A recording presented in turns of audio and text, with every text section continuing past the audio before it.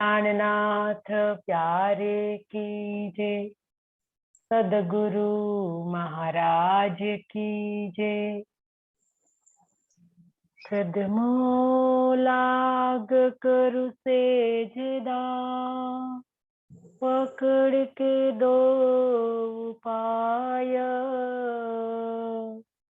हुक्म करत हे मासुक।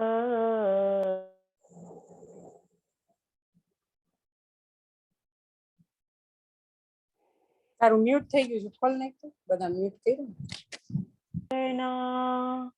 तुम अंगना के मासुक,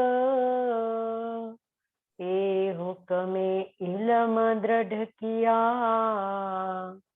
हजूर क्यों ना हो टुक टुक, हजूर क्यों ना हो टुक टुक। आत्म संबंधी धामधनी के लाडले एवं प्यारे सुंदर साची, आपके श्री चरणों में मेरा कोटि कोटि प्रणाम जी। धामधनी श्री अक्षातीत सब रूहों पर महर की वर्षा कर रहे हैं। मार्फत सागर वाणी, और मार्फत सागर वाणी में भी जो प्रकरण चल रहा है सुंदर साजी रूहों के फेल ओल हाल का, तो इनके अंदर हम आए हैं चौपाई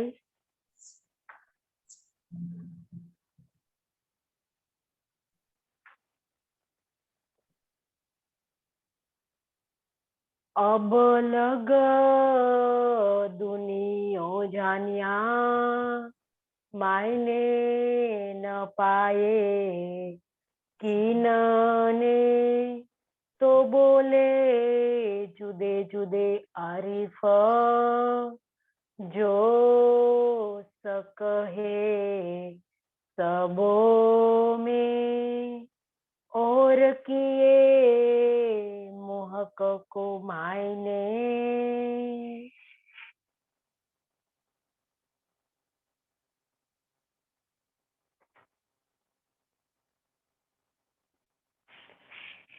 धामधनी श्री अक्षातीत महामती श्री इंद्रावती के धाम दिल में विराजमान होकर इस मार्फत सागर वाणी का रसपान करवा रहे हैं। तो कल की चर्चा में धनी ने हमें क्या बताया? सबसे पहले हम कल की चर्चा को याद करने के बाद आज की चर्चा के साथ हम जोड़ेंगे। तो सबसे पहले धनी ने कल की चौपाई में 6 बंदगियों के बारे में तो समझाया, लेकिन इसके बाद जो मार्फत की बंदगी कौन करेंगे ये भी बात बताई कि मार्फत की जो 2 प्रकार की बंदगी है वो मोमिन ब्रह्म सृष्टियों के लिए आई है। मोमिन ब्रह्म सृष्टियां ये मार्फत में डूबेगी और ये मार्फत को जानेगी। जानकर सुंदर साथ जी अपने धाम में पहुंचेगी, क्योंकि उनके लिए जो बंदगी आई है। तो ये 2 प्रकार की बंदगी के विवरण किए धनी ने। 3 प्रकार की बंदगी का परसों विवरण किया और कल 3 प्रकार की बंदगी का विवरण किया। इसमें एक हकीकत की, तो हकीकत की बंदगी अक्षरधाम तक पहुंचाती है, जिसमें जो ईश्वरीय सृष्टि है वो अक्षरधाम में पहुंचती है। तो ये विवरण हादी ने दिया। किसने दिया? श्री हादी श्री प्राणनाथ जी संसार के अंदर आए तो कुरान के मायने उसने खोले और कुरान के अंदर जो 6 प्रकार की बंदगी का वर्णन किया था, इस सारे का सारा विवरण करके सबको बताया। तो हकीकत की ये बंदगी 4थे नंबर की और 5वें और 6ठे नंबर की बंदगी जो बताई मार्फत की बंदगी। इसमें जो रूहानी और छिपी, तो रूहानी बंदगी का मतलब आत्मा अपने परात्म का श्रृंगार सज के जब युगल स्वरूप एवं 25 पक्ष को अपने धाम में बसाती है तो ये बंदगी है रूहानी बंदगी। और इसके परे ऊपर की जो बंदगी है सब कुछ भूल जाती है वो, 25 पक्ष को भी भूल जाती है, अपने स्वरूप को भी भूल जाती है, सिर्फ राजी रह जाते हैं। तो सुंदर साथ जी एक छिपी बंदगी है, और छिपी बंदगी करने के लिए सुंदर साथ जी चितवन की गहराइयों में उतरना पड़ेगा, तब जाके मार्फत की अवस्था के की जो बंदगी है जो रूहों को प्राप्त होगी। और ये दो प्रकार की बंदगी ब्रह्म सृष्टियों करेगी, न तो जीव सृष्टि न तो ईश्वरीय सृष्टि के लिए आई है, सिर्फ ब्रह्म सृष्टि। और ब्रह्म सृष्टियों की महत्ता धनी ने कई धर्म शास्त्रों के अंदर बताई है, और ब्रह्मवाणी के अंदर तो पराकाष्ठा बताई है कि ब्रह्म सृष्टि संसार के अंदर आएगी तो किस प्रकार से अपनी रहनी को बताएगी, बनाएगी, और सब उनको देखकर अपनी रहनी बनाएंगे, सब चलेंगे एक पर ब्रह्म के रास्ते पर चलेंगे। तो सुंदर साजी ये बताया है धनी ने। और इसके बाद जो ये ब्रह्म सृष्टि आई तो ये बंदगी 6 प्रकार की बंदगी खोलने की जो चाबी है वो तारतम ज्ञान को बताया, कुलजन स्वरूप साहेब को तमाम धर्म शास्त्रों को खोलने की मास्टर की के रूप में धनी ने दर्शाया, ब्रह्मात्माओं की महत्ता को दर्शाई, और इसके बाद ब्रह्मवाणी की महत्ता को दर्शाई। और 11वीं सदी में आने वाले आखिरी पैगंबर श्री प्राणनाथ जी की जो शोभा जिसको मिली है, इसका भी धनी ने कल वर्णन किया कि इस शोभा सिर्फ इंद्रावती को मिली। सुंदर साथ जी तो सबसे परे ये शोभा है, ये धनी ने हमें कल बताई, और कुरान में इसका वर्णन है। और दुनी को अभी तक पता क्यों नहीं चला, क्योंकि दुनी ने मायना बातूनी जो धर्म शास्त्रों का जो गुज गुज मायना है उनको पता ही नहीं चला। तो सारा संसार शक के घेरे में ही रह गया, शक के घेरे को किसी ने नहीं तोड़ा, तोड़कर कोई बाहर नहीं आया, तो इनमें शक ही बना रहा। इसीलिए कहा कि जो आरिफ का कई आरिफ हो गए संसार के अंदर, जो भी विद्वान मनीषी जन पैगंबर अवतार तीर्थंकर जो भी आए अपने को आरिफ कहला कर गए, फिर भी शक के घेरे को किसी ने नहीं तोड़ा, क्योंकि बेशक इलम ही नहीं आया था। जब बेशक इलम आया, आखिरी पैगंबर आया, ब्रह्मवाणी को लेकर आया, तब एक परब्रह्म का रास्ता सबको सुगम हो गया, साक्षात्कार का रास्ता सुगम हो गया। सुंदर साजी कि परब्रह्म का धाम स्वरूप और लीला के बारे में सबको पता चल गया। तो ये बात सुंदर साजी यहाँ धनी ने हमें यहाँ तक बताया था। और किए मोहकक को मायने जुदे जुदे लिए, जुदे जुदे दिल ल्याए, तीन सबों में तहकीक मायने गुझ क्यों समझाए। और कि मुहक को मायने,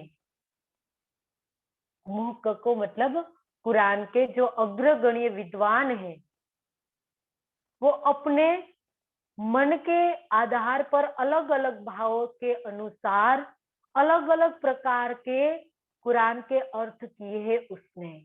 क्योंकि कुरान के अंदर जो 60,000 हरफ जो बताए गए हैं कि मोहम्मद साहिब संसार के अंदर जब आए और म्याराज की रात्रि में जब परमधाम गए, तो परमधाम के अंदर 90,000 हरफ के में खुदा से बातचीत की, और 90,000 हरफ में 60,000 हरफ ही सिर्फ मोहम्मद साहिब के जुबान पर चढ़े और 30,000 हरफ मोहम्मद साहिब के जुबान पर चढ़े ही नहीं।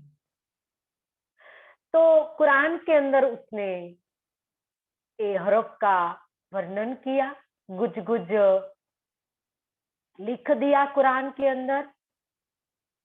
तो किसी को भी कुरान का बातूनी मायना नहीं खुलता है तो क्या करते हैं, हरफ के अंदर अपने हिसाब से तहजुबों ने मुहक्किकों ने, आरिफों ने क्या किया, विद्वानों ने क्या किया, मुल्लाओं ने, मुस्लिम मुल्लाओं ने, इमामों ने अपने हिसाब से शब्द जोड़ दिए, शब्द 73,000 कर दिए हैं।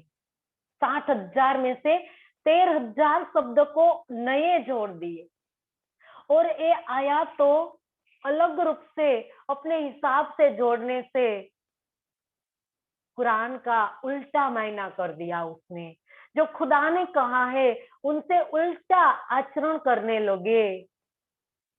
तो ये बात यहाँ बताई है कि कुरान के अग्रगण्य विद्वानों ने अपने अपने मन के अलग अलग भावों से अनुसार अलग अलग प्रकार के अर्थ किए, अपने हिसाब से अर्थ कर दिए। जिस प्रकार से हिंदुओं ने भी ऐसा ही किया। वेदों के अंदर जो बताया है, गौमेघ यज्ञ, अश्वमेघ यज्ञ,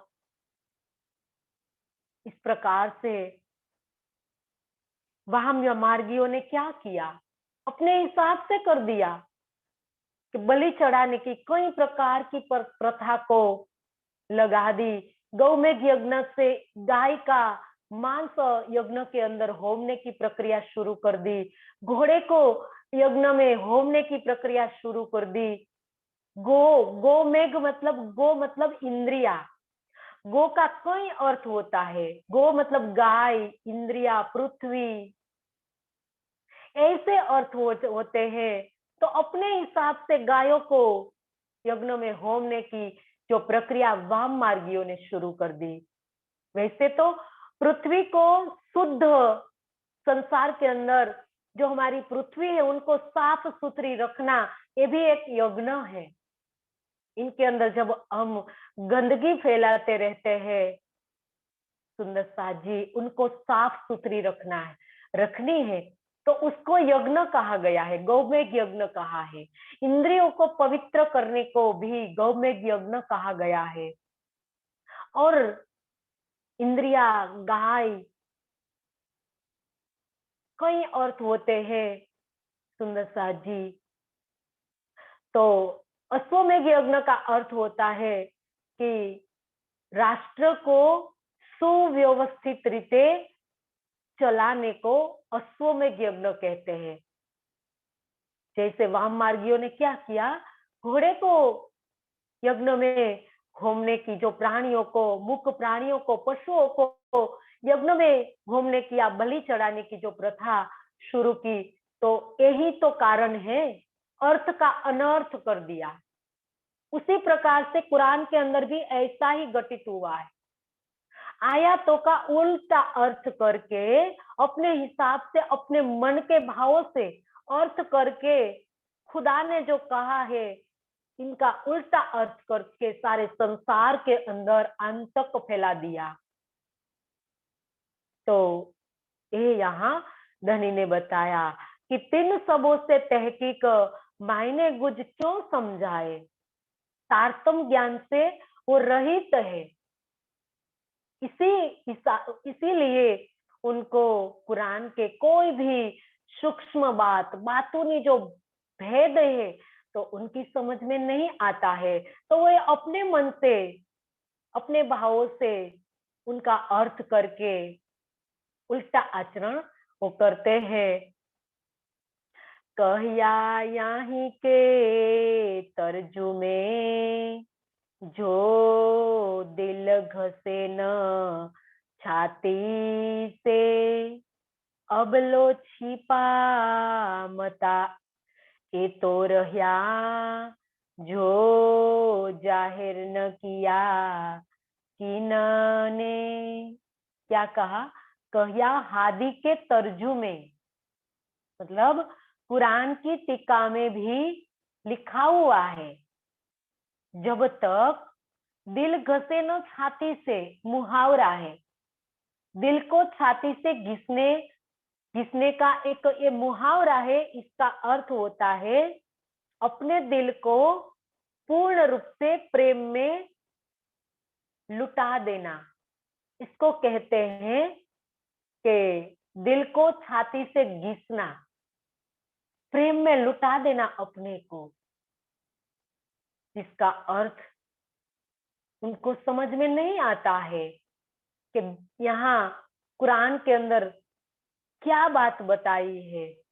कुरान की टीका में तो लिखा हुआ है कि जब तक हृदय हृदय को छाती से घिसकर अत्यंत प्रेममय न बना लिया जाए, अबलो छिपा था मता ए तो रहा, सब कुछ जो भी भेद छिपा हुआ था तो छिपा ही रह गया। किसी को समझ में नहीं आया कि इसके अंदर कौन सी बात खुदा ने बताई है, कि दिल को छाती से घिसने का मतलब क्या है। उसने तो अपने दिल को इतना कठोर बना लिया है, उनको हत्या करने में जरा भी डर नहीं लगता। गाजर मूली की तरह वो हिंदुओं की हत्या करते हैं कि तैमूर लंग ने तो 1 लाख लोगों की हत्या करके अपने कंठ में उनके मस्तक को धारण किया करके वो गाजी कहलाया था। गाजी कहलाने के लिए गाजर मूली की तरह हिंदुओं की हत्या कर दी, यहाँ तक कि उसने प्रण रखा था कि एक दिन में 100 व्यक्ति की मैं हत्या करूंगा। और अपनी माँ के पास जाकर उसने कहा कि आज 99 की हत्या मैंने कर दी है और आज एक व्यक्ति मुझे नहीं मिलेंगे तो मैं आज तुम्हारी हत्या करूंगा। सोचिए, क्या गाजी इसको कहा गया है? अपनी इंद्रियों को अति पवित्र करने को, खुदा की राह में समर्पण करने को, लुटाने को, अपने को प्रेम से लुटाने को गाजी कहा है। रूहल्ला मिसल गाजियो, खुदा की राह में मतलब उनको प्रेम में लुटा देना, अपने आप को मिटा देना, अहंकार को मिटा देना, इसको गाजी कहा है। देखो, उसने गाजी का उल्टा अर्थ लेकर संसार के अंदर आतंक मचा रखा है। तो यहाँ ये बात बताई कि उनका गुज महीना उनको पता ही नहीं चला कि अपने दिल को पवित्र करने की बात कही थी और उसने गाजी का उल्टा अर्थ करते करके कईयों की हत्या, निर्दोष लोगों की, बालकों की हत्या कर दी और गाजी कहलाया। तो ऐसे तो कई मुसलमान हैं, नाजिर खान, अहमद अली, शाह अहमद अली, कई कतार लगी हुई है मुसलमानों की हत्या करने की। तो ऐसे हत्याकारों जो कुरान के उल्टा अर्थ करते हैं और कुरान के जो मायने हैं उनकी समझ में नहीं आता, तो वो भेद छिपा रहा जो जाहिर न किया किसी ने भी जाहिर नहीं किया कुरान का गुह्य अर्थ। तो इसी के कारण वो उल्टा अर्थ आचरण करते रहे संसार के अंदर, उनकी समझ में ही नहीं आया।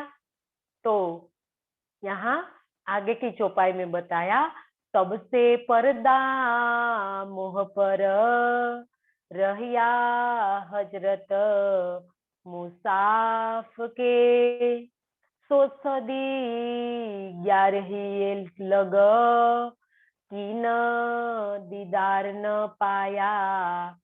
ये कब तक पर्दा रहा? जब तक 11वीं सदी नहीं आई। 10वीं सदी में ईसा रूह अल्लाह तो आ गए, फिर भी पर्दा नहीं उठा कुरान का। कहा था ना, श्यामा महारानी जब आई, धनी श्री देवचंद्र जी आए, तो मिहराज को उसने कहा कि मैंने बहुत कोशिश की कुरान को लेने की, लेकिन शरीयत के पक्के जो कट्टरवादियों हिंदू को कुरान को स्पर्श करने ही नहीं देते, तो आपसे कुरान खुलेगी। तो 11वीं में इमाम आए, मतलब हक्की सूरत आई। 10वीं ईसा, 11वीं इमाम। 11वीं सदी में जब इमाम आए, तीनों सूरत इमाम के अंदर, तीनों सूरत हक्की सूरत के अंदर जब मिल गई दोनों सूरत, तो तीनों सूरत मिलकर इमाम कहलाए। तो 11वीं सदी में कौन आए? इमाम आए। तो इमाम जब आए तब उसने कुरान का मायना खोला। ये बताया कि तब से पर्दा मुंह पर, कुरान के गुज मायने, कुरान के मुंह पर पर्दा का क्या मतलब यहाँ बताया कि कुरान अभी तक किसी ने खोला ही नहीं, तो उसके मुंह पर पर्दा रह गया। ये कहा कि हजरत मुसाफ के रहिया पर्दा।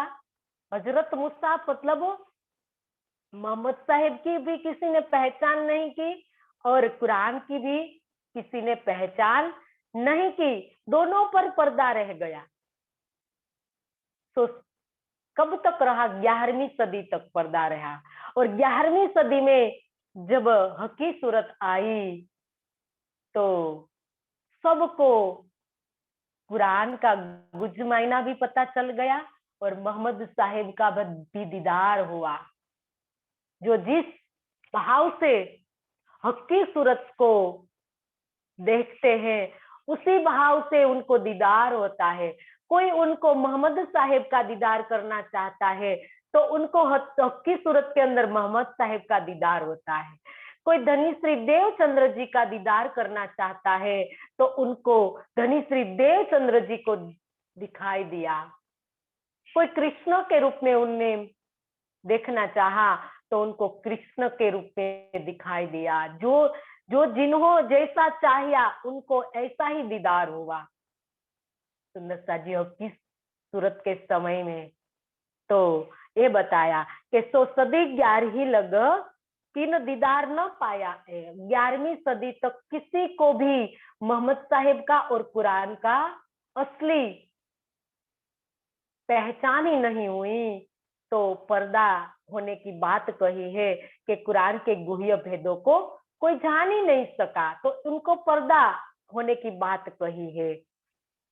पाक न होए पानी खाक से और इलाज न पाकी कोई, बिना पाक न हुक्म छुए का, एक पाक हक से होए।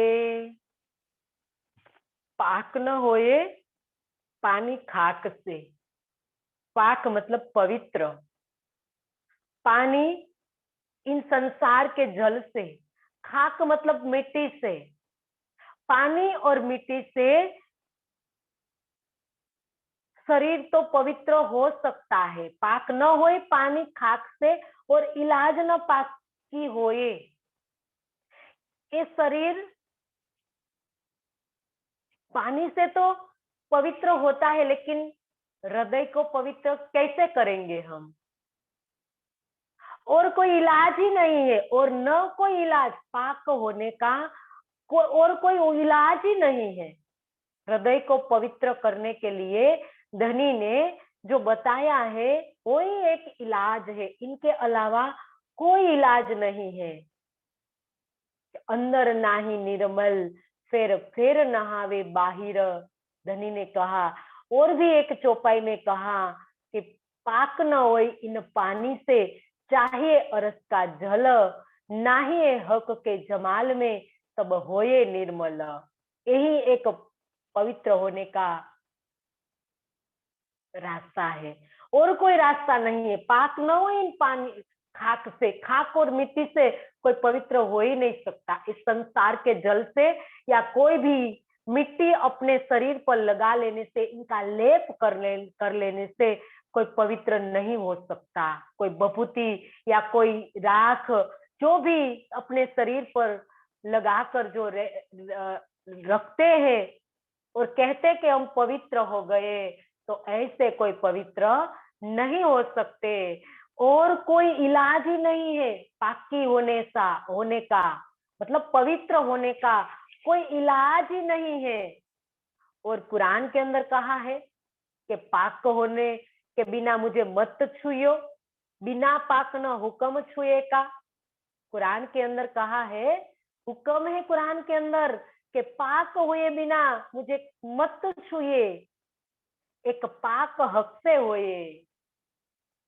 पवित्र बनने के लिए सिर्फ प्रियतम पर ब्रह्म पर अटूट ईमान, अटूट प्रेम, और इनसे हमारा हृदय जब पवित्र होता है तब हम सुंदर साजी पाक कहलाते हैं, पवित्र कहलाते हैं। और इनका रास्ता वाणी में बताया है कि निस्दिन ग्रहिए प्रेम सो, श्री युगल स्वरूप के चरण, निर्मल होना यहाँ सो, और धाम वर्णन, इन विद नरक से छुटिए और कोई उपाय नहीं। कहा है ना धनी ने कि हक से, एक पाक हक से हुए। एक धनी के स्मरण से, धनी को दिल में बसाने से, परम धाम के 25 पक्ष को दिल में बसाने से ही हम पवित्र होंगे। इनके अलावा और कोई रास्ता नहीं है। और यहाँ जो कुरान के अंदर बताया है वो भी यही है। कुरान के अंदर कहा है कि पाक हुए बिना मुझे मत छूना, मतलब मुझे मत स्पर्श करना, मतलब अपने दिल को सबसे पहले पवित्र करो। पवित्र किए बिना आपको कुरान का गुज गुज भेद समझ में नहीं आएगा, ऐसा कहा है कुरान के अंदर। तो कहया मुसाफर नजीक हक के, सो हक नजीक खोलाए, नापाक इत आए ना सके, ए इन पाकी खोलिया जाए। कहया मुसाफिर नजीक हक से, कुरान पाक को खोलने का अधिकार किसको है? जो पार ब्रह्म के निकट रहता है। पार ब्रह्म को निकट रहने का क्या मतलब है? धनी ने कहा है ना कि मैं शहरक से नजदीक हूं, तो अपने दिल में बसाने को, निकट रहने को कहा है, अपने चिंतन में बनाए रखने को कहा है। वो ही निकट रहता है धनी से। हम कई बार कहते हैं कि हमारे धनी हमारे साथ है, पल पल धनी हमारे साथ है, हमारे पास है। तो सिर्फ बोलना नहीं है, उनको हमारे पास होने का एहसास करना है कि धनी कैसे हमारे निकट है, सहरक से हमारे निकट है। तो जो परब्रह्म के निकट रहता है वो ही कुरान को खोल सकता है।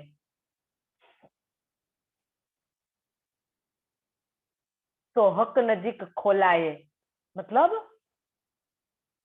इसके रहस्यों को खोलने वाला ही परब्रह्म के निकट ही होना चाहिए। नापाक इत आए ना सके, अपवित्र दिल वाले जो भी है वो कुरान के निकट जा ही नहीं सकते। मतलब कुरान का कुछ कुछ मायना उनकी समझ में आ ही नहीं सकता। इन पाकी खोलिया जाए, ये कोई पवित्र व्यक्तित्व वाले ही कुरान के गुह्य भेद को खोल सकते हैं। और दिल वाले जो अपने दिल में जिसने बैठक बना दी है धनी की, वो ही कुरान के गुज भेद को खोल सकते हैं। नहीं तो सुंदर साथ जी कई सालों से आया हुआ कुरान ऐसे ही पड़ा था, उनको कोई खोल ही नहीं सकता था। तभी तो कहा फुरकान रही कुआरी, कुआरी रह गई, मतलब उनको किसी ने खोला ही नहीं, क्योंकि इनका इनका कोई वारसदार ही नहीं था, तो कौन खोलेगा। कुरान ब्रह्मात्मा उनकी वारसदार थी। जब ब्रह्मात्मा ये संसार के अंदर आई तो उनने खोला इसका भेद, हक्की सूरत ने उसका भेद खोला और पूरा कुरान ब्रह्मवाणी के अंदर आ गया। तो ये पाक दिल वाली जिसको कहा है कि पवित्र दिल वाली ब्रह्मात्माएं संसार के अंदर आई और उसने कुरान के भेद को दर्शा दिया। हादी मोमिनो बीच में पाइए हक इश्क ईमान, ए पाकी है मोमिनो होए खाली सोर जहान। इस चौपाई में धनी ने सब कुछ बता दिया। हादी मोमिनो बीच में, श्यामा जी, आदि का मतलब श्यामा जी और ब्रह्मात्मा में ही ये दोनों जो संसार के अंदर आए तो उनको ही पर ब्रह्म के ऊपर पूर्ण ईमान है, पूर्ण विश्वास है और अटूट प्रेम है इनको। तो ये पाकी है मोमिनो, इसीलिए पवित्र कहा गया है इनको। ये मोमिनो और दिल वाले हैं, पवित्र दिल वाले हैं, अपने दोनों पंखों, दोनों पैर जो पंखे हैं ईमान रूपी और इस्तक रूपी, दोनों पंखे मजबूत बना कर रखी है। तो ये ब्रह्मात्माएं पाकी कहलाएगी, पवित्र कहलाएगी। मतलब पर ब्रह्म के प्रति अटूट ईमान और अटूट प्रेम सिर्फ ब्रह्मात्मा को ही है। इसके अलावा चौथे चरण में बताया वो ये खाली सोर जहान, संसार के अंदर तो पवित्र का सिर्फ शोर ही दिखाई देता है। पवित्रता के नाम पर सिर्फ डुबकी लगाने से ही पवित्र हो जाते हैं, मिट्टी लगाने से पवित्र हो जाते हैं, बालों में आलोट लेने से वो कहते हैं कि हम तो पवित्र हो गए हैं। पवित्र होने संसार अपने को सिर्फ पवित्र का ढोल पीटता है कि हम पवित्र हो गए, हम पवित्र हो गए, गंगा गए, प्राची गए, कई प्रकार से संसार के अंदर 4 धाम की यात्रा में जाने मात्र से कोई कहते हैं कि हम तो पवित्र हो गए।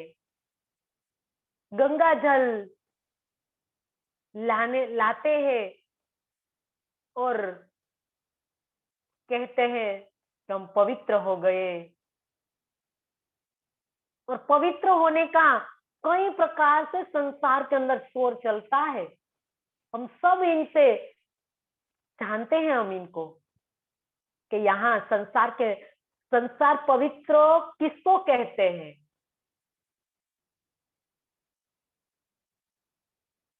जबकि हमारे प्रियतम ने पवित्र किसको कहा है और पवित्र बनने के लिए क्या करना है इसका रास्ता भी तो धनी ने बताया, और शास्त्रों में भी कहा है सुंदर साथी। ऐसा नहीं है कि शास्त्र में नहीं है, शास्त्र में ही सब कुछ, शास्त्रों में सब कुछ बताया गया है कि कैसे निर्मल होना है, और निर्मल किसको करना है, और संसार किसको निर्मल कर रहे हैं, संसार वजूद को पवित्र कर रहे हैं।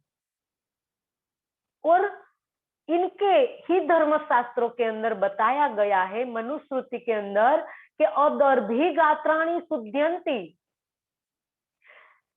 शरीर जल से पवित्र होता है, और नहाने से शरीर तो पवित्र हो जाता है, लेकिन मन तो पवित्र नहीं होता है। तो मन को पवित्र करने के लिए क्या करना है, संसार इस पर ध्यान ही नहीं देते हैं। सिर्फ शरीर को ही पवित्र करने में सारा संसार लगा हुआ है। उनको परमात्मा के बारे में कुछ भी पता नहीं है, और इनको जानना भी नहीं है कि परमात्मा कौन है, कहाँ रहते हैं, कैसे मिलेंगे, उनको मिलने का रास्ता कौन सा है, उनमें उनको कोई इंटरेस्ट नहीं है। उनको तो सिर्फ गंगा जाना है, वहां से जल लाना है, और पवित्र होने का ढोल सिर्फ पीटना है, और इसके अलावा कुछ पवित्रता के नाम पर कुछ भी नहीं है। क्योंकि सिर्फ शरीर को ही, शरीयत में ही शरीर को पवित्र किया जाता है, और मन को पवित्र करने की रास्ता संसार में बताया है कि मन कैसे पवित्र होता है। सत्येन मन शुद्ध्यंती, सत्य का आचरण करने से मन पवित्र होता है। लेकिन सत्य का आचरण किसी को करना है, कौन करता है संसार के अंदर सत्य का आचरण? सब शरीर को ही पवित्र करने में लगे हुए हैं। 3 दिन हमें स्पर्श नहीं करना है, 16 दिन हमें स्पर्श नहीं करना है, ये घर में नहीं जाना है, मंदिर में नहीं जाना है, ये ग्रंथ को स्पर्श नहीं करना है। कोई हमारे संसार के अंदर पवित्रता के नाम पर कोई प्रकार के जो परंपरा चल रही है, लेकिन किसी के अंदर, दिल के अंदर कोई प्रकाश ही नहीं है। शास्त्रों में तो बताया है सब कुछ कि जल से तो सिर्फ शरीर पवित्र होता है, मन पवित्र नहीं होता है।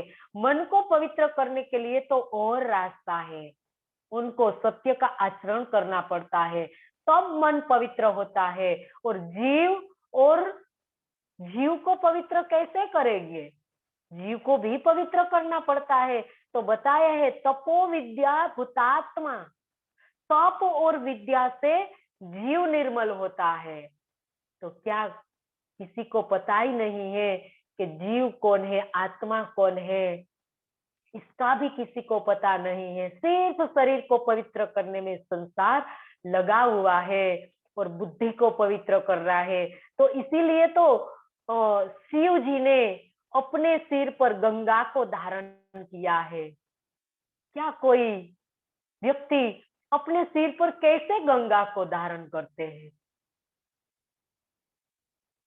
कोई जाहिरी गंगा को धारण नहीं किया है, अपने सिर पर ज्ञान रूपी गंगा को धारण करना है, किया है शिव जी ने। तो ये अलंकारिक रूप से बताया है कि गंगा को धारण किया। तो संसार ऐसे ही पिक्चर बनाकर, कुछ पता तो है नहीं, और कहते हैं कि शिव जी ने तो गंगा को धारण किया है अपने सिर पर।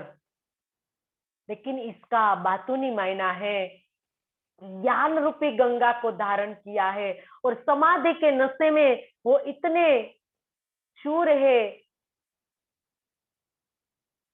अपनी आत्मिक दृष्टि उसने खोली है, और समाधि उसने लगाई है, और एक ज्ञान रूपी गंगा को धारण करके अपनी बुद्धि को शुद्ध किया है। क्योंकि ज्ञान रूपी गंगा से बुद्धि शुद्ध होती है, और इनकी बुद्धि, जो बुद्धि धर्म का लक्षण बताया है, कैसी बुद्धि उसने जाना है।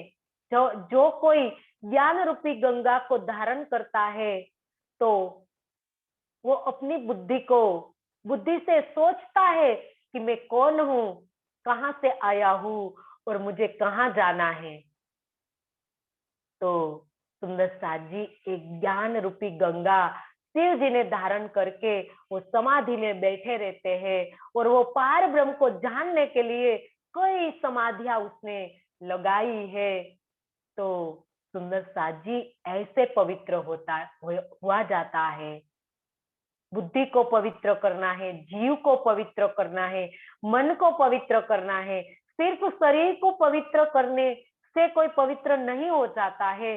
तो ये बात यहाँ हमें धनी ने समझाई है कि संसार में तो सिर्फ क्या है, दिखावा चल रहा है। पवित्रता के नाम पर होए खाली शोर जहान। चौथे चरण में धनी ने कहा, ये पाकी है मोमिनो, पवित्र तो सिर्फ मोमिनो है। संसार के अंदर आए हुए ब्रह्मास्माएं सिर्फ पवित्र है। क्यों?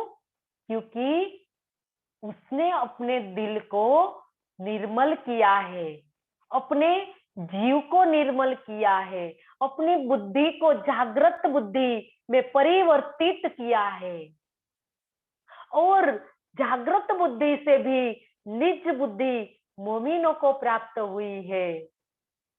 तो इनसे उनको अपने दिल को अर्श बनाया है।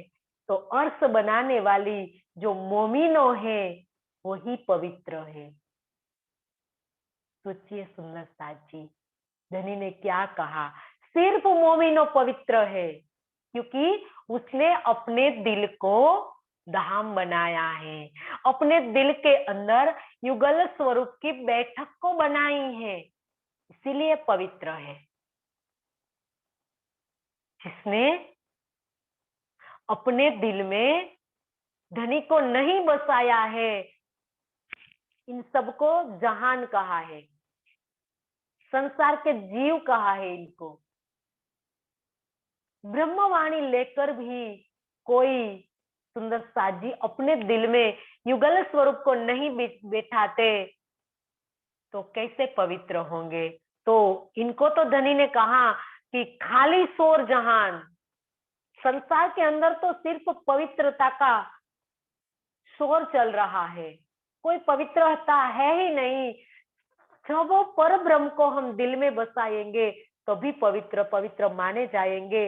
और इनका रास्ता भी वाणी ने अच्छी तरह से समझा दिया है कि हमें पल पल धनी के चिंतन में रहना है, पल पल धनी के सानिध्य में रहना है और अपने दिल को धाम बनाना है। बस यही प्रयास करते रहने से ही सुंदर साथ जी हम पवित्र कहलाएंगे। तो ये धनी ने यहाँ बताया है, पहले पहला दीदार होए मोमिनो, बीच आखिरी पैगंबर, ए मुसाफर कहिया आखिरी, देवे दीदार आखिर। अब सबसे पहले पवित्रता की धनी ने बात की तो मोमिनो पवित्र दिल वाले हैं। और कैसे पवित्र होएंगे? तो ब्रह्मवाणी से कि वचने कामस काढ़िए, राखे नहीं रज मात्र, जोगवाई सर्वे जीतिए, तब हुए प्रेम का पात्र। तो सुंदर साथ जी इस ब्रह्मवाणी से मोमिनो पवित्र हो जाएंगे। और सबसे पहले आखिरी पैगंबर मतलब आखिरी पैगंबर के रूप में आए हुए श्री प्राणनाथ जी का सबसे भी पहला दीदार किसको होगा? मोमिनों को होगा, क्योंकि वो पवित्र दिल वाले हैं, अपने दिल को अर्थ बनाया है। और अर्थ दिल वाले जो मोमिनो हैं उनको सबसे पहले आखिरी पैगंबर का दीदार होना। यहाँ इस चौपाई में आखिरी और आखिर दो शब्द है और दोनों का अलग अलग अर्थ बताया है कि आखिरी का अर्थ यहाँ सुंदर साथ जी धनी ने बताया है कि आखिरी कुरान, मतलब कुरान पाक में कहा है कि रोज ए महशर के वक्त, आखिरत के वक्त, कयामत के समय में, यहाँ आखिर में कौन सा ग्रंथ अवतरित हुआ? लास्ट में, अंतिम में 1738 में सुंदर साथ जी, 48 में मार्फत सागर अंतिम ग्रंथ अवतरित हो गया।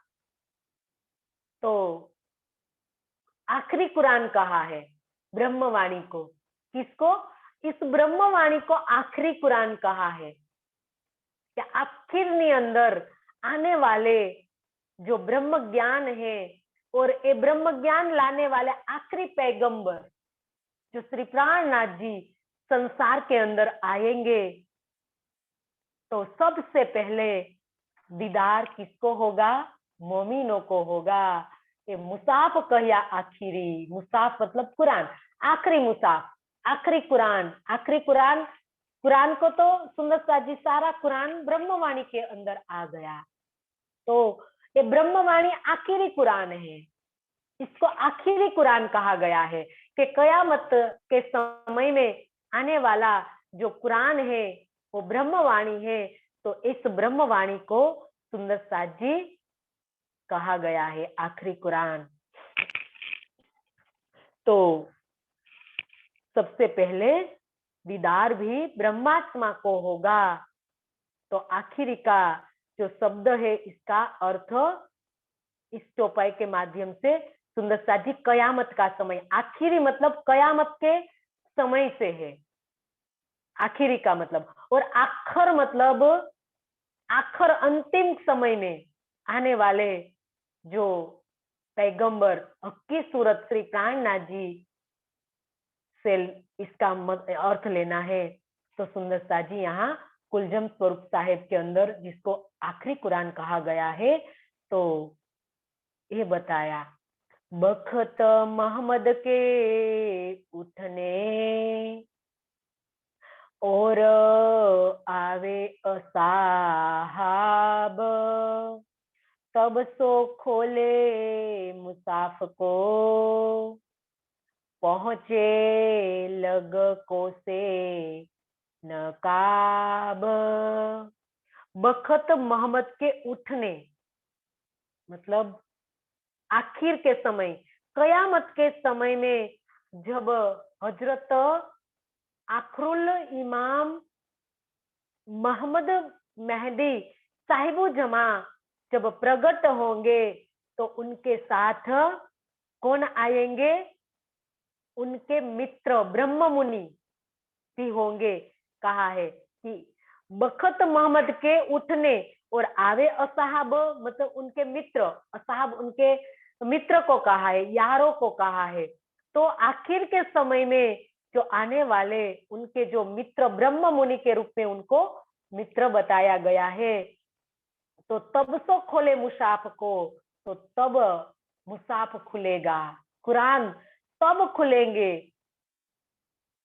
तो पहुंचे लग को से नकाब, तो अभी तक तो कुरान के ऊपर जो पर्दा था उनका गुज मायना कोई खोल नहीं पाया था।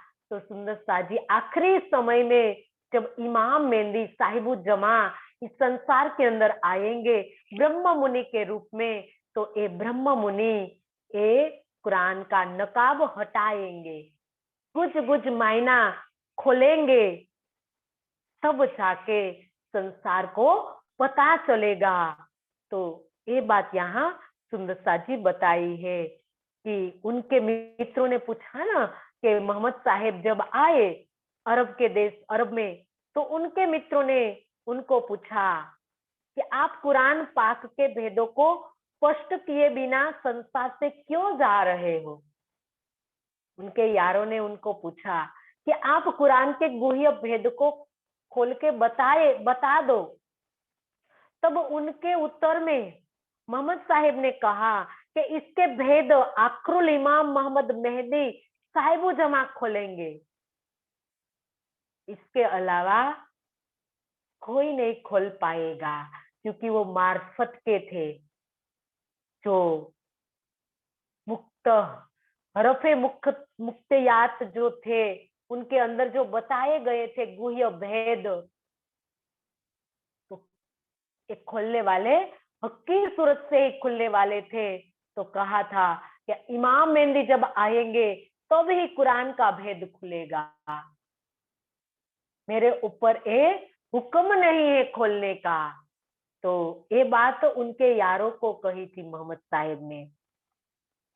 ए पट खोल करे जाहिर, तब हुई तौहीद मदद, दिल पाक करो इन आब से, मुसाफ तब मोह देखावत। ये पट खोल करे जाहिर, जब श्री प्राणनाथ जी कुरान के गुह्य भेद को, गुह्य रहस्य को जब प्रकट करेंगे, तभी सब लोगों को स्वलीला अद्वैत परम धाम तौहीद मदद, मतलब स्वलीला अद्वैत पर ब्रह्म की पहचान होगी। ये पट खोल करे जाहिर, ये सारे का सारा जो पर्दा खोल देंगे, तब जाके अद्वैत स्वलीला अद्वैत परम धाम का रास्ता खुलेगा। पर ब्रह्म के धाम स्वरूप और लीला का पता चलेगा। दिल पाक करो इन आब से। तो ऐसे कुलजम स्वरूप ब्रह्मवाणी के माध्यम से ये सारे का सारा पर्दा खुलेगा। और इन आब कहा है, इस ब्रह्मवाणी को आब कहा है, जल कहा है, परम धाम का पवित्र जल। इन पवित्र जल से ही सब निर्मल हो जाएंगे। ऐसा समय जान आए बुद्ध जी, कई कोट सुर शमशेर। कहा है ना कि आखिरी बुद्ध कल की स्वरूप आएंगे तो उनकी तलवार से सुगंधी निकलेगी, और इन सुगंधी से सारे संसार निर्मल हो जाएंगे। तो ये तलवार ब्रह्मवाणी रूपी तलवार है। ऐसे समय में बुद्ध जी आए, जागृत बुद्धि आई, और जागृत बुद्धि से सुंदर साज जी धाम स्वरूप और लीला पर ब्रह्म की जाहिर हो गई, और इनसे सब पवित्र हो गए। इनसे पवित्र होंगे तब। ये सुगंधी संसार में नहीं थी। संसार तड़प रहा था, संसार राह देख रहा था ऐसा समय की, कि ऐसा समय आए तब जाके सबको मुक्ति का द्वार खुलेगा, सब जीवों के लिए मुक्ति का द्वार खुल जाएगा। तो ऐसा समय में सुंदर साजी तौहीद का जल आया, तौहीद की मदद मिली, स्वलीला अद्वैत परम धाम जाहिर हुए।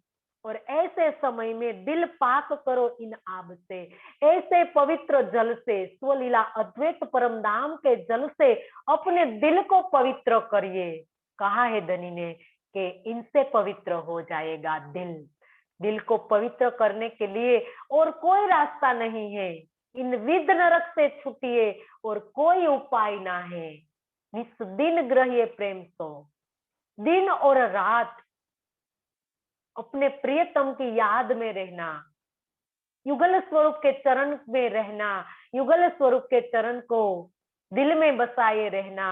तो इन आब को ही, इन आप से ही सब पवित्र होंगे। और मुसाब तप मोहे मोह दिखावत, तब जाके कुरान का गुह्य भेद खुलेगा। तो कुरान मुंह दिखाएगी, मतलब उनका गुह्य गुह्य भेद, उनकी जो मार्फत है, तब पता चलेगा।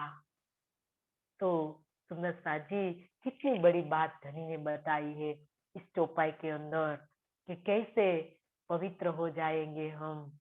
तौहीद का जल कहा है, कई जगह स्वलीला अद्वैत कहा है, कई जगह अक्षरातीत का दिव्य ब्रह्मपुर धाम कहा है। कई प्रकार से धनी ने सुंदर साथी वर्णन किया है। कहीं आखिरी कुरान कहा है ब्रह्मवाणी को। कितना नाम दिया है ब्रह्मवाणी का। श्रीमुखवाणी, कुलजम वाणी, श्यामा जी की रचना। कहीं सुंदर साथी ब्रह्मवाणी की महत्ता है। लेकिन सुंदर साथी जब हमारी समझ में आएगा कुलजम स्वरूप साहेब, तब जाके सुंदर साथी हमारा जो दिल है ये पवित्र होगा।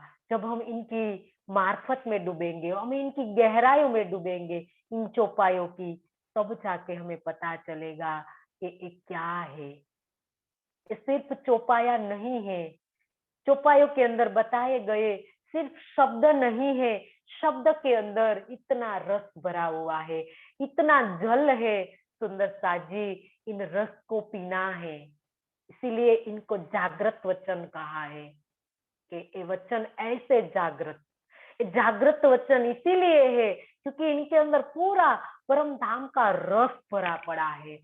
और इस रस को ब्रह्मात्माएं पिएगी। इस जल को सबसे पहले ब्रह्मात्माएं इस जल को पिएगी। इतनी जल पीकर इनका रसास्वादन करके वो तृप्त हो जाएगी, तब जाके सुंदर साथी संसार को मिलेगा। इसके बाद संसार को मिलने वाला है ये ज्ञान। ये तौहीद का जल है। ये कोई संसार का धर्म ग्रंथ नहीं है। ये ब्रह्मवाणी तौहीद का जल है। इनको जल को ब्रह्मात्मा को पीना है। ये रूहें भर भर पिएगी। साकी शराब पिला रहा है। सुंदर साजी हमारे प्रियतम साकी बनकर खड़े हैं हमारे धाम के दरवाजे पर। और हमें सालों में वो सुंदर साजी ऐसे हमें पिला रहे हैं। साकी पिलावे शराब, रूहे भर भर पीजिए। कितनी प्यारी चौपाई है सुंदर साजी। इस चौपाई को ही हम सुंदर साजी बार बार इनको बार बार रिपीट करे तो भी सुंदर साजी हमारा दिल पवित्र हो जाएगा। इतना रस भरा पड़ा है इन चौपाइयों के अंदर। सुंदर साजी बस हमें एक तड़प बनानी है। हमारे अंदर एक तड़प पैदा करनी है कि इन चौपाइयों की गहराइयों में हम डूबे। इन गहराइयों को इनका पता हमें सुंदर साजी चले, हमें विदित हो जाए उनका गुह्य भेद, उनकी सुंदर साजी बातुनी महर धनी की। यही बातुनी महर है। जाहिरी और बातुनी जो महर है ना सुंदर साजी, तो एक गुह्य ब्रह्मवाणी का गुह्य भेद पता चले, यही धनी की बातुनी महर है। और बातुनी महर रूहों के लिए आई है। तो बातुनी महर सुंदर साजी इनको हमें समझनी है और ये हमें गहराइयों से लेनी है, तब जाके सुंदर साजी हमारी समझ में आएगी। तो ये सुंदर साजी यहाँ बताया है। तो हम चौपाई को दोहरा ले, हमारा जो और समय भी पूरा हो गया है। ए पट खोल करे जाहेर, तब हुई तौहीद मदत। दिल पाक करो इन आब से, मुसाफर तब मोह देखावत। मुसाफर तब मोह देखावत। बोलिए श्री प्राणनाथ प्यारे की जय।